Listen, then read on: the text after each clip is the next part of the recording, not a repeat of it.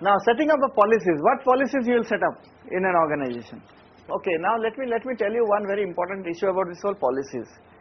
We make policies for Mars and try to implement it on Earth. Have you ever thought about it? You know, we make policies which you cannot comply with, and normally it is not possible to comply with, and therefore the policies are fraught with this, that it will be definitely violated right from the time that you set up the policies. You know, recently last month I think I was in a meeting in Orissa, and so we were discussing about policies, and there is there's a very rural based NGOs, and they were telling me that we have a policy that not more than 2,000 rupees of cash payment will happen in this organization. I said, when did you set up this policy? They said 6 months ago. I said, can we see how many times you have violated this policy already? I said, why do you make that policy which will lose its sanctity right from the day one? Nobody is asking you to make such a policy which you cannot follow. So therefore, please look at your policies. You know, learning number one, exercise back home. Look at your policies and see whether these policies can be really implemented or not. There was one organization who said every purchase above 20,000 rupees will require 3 quotations. No, they were always, 20,000 for that organization of 5 crores was happening almost 2-3 times a month, and then how many times they will run around and get quotations? What is a good policy in that case? Should we not have quotations or should we have quotations? We should have quotations. You can even have the policy where you select regular suppliers, yes, and then use them for a period of a year or something, and then review it after a year or 2 years, whatever you say. You have anything else? We should have an overriding thing that all the time it may not be essential as long as you have a tried and tested supplier for a period of time. So that the due diligence, what you both are also saying and you are saying, the due diligence at the beginning we can make it in a very robust manner and freeze it for whatever time, for 6 months or a year. If the purchases are not too much, one-off, in a year one maybe, then of course you can afford to go for those processes. But if there are regular purchases happening, you cannot. So therefore you need to find a way, but that doesn't mean that you will compromise on the accountability and the quality of your work. You can also have a financial committee.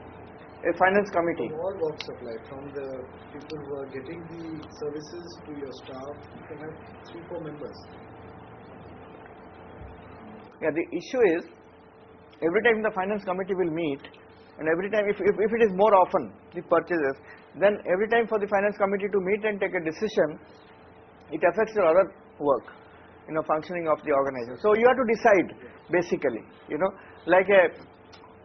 like large hospitals, for example, they have to regularly buy, and on top of having suppliers, also they have a committee to oversee this, because when you are buying 5 crores in a month, just shortlisting suppliers and leaving them to supply is also not the best option. So you may need to have a committee above it to supervise. So it depends on what kind of work that you are doing and what sort of policies you need.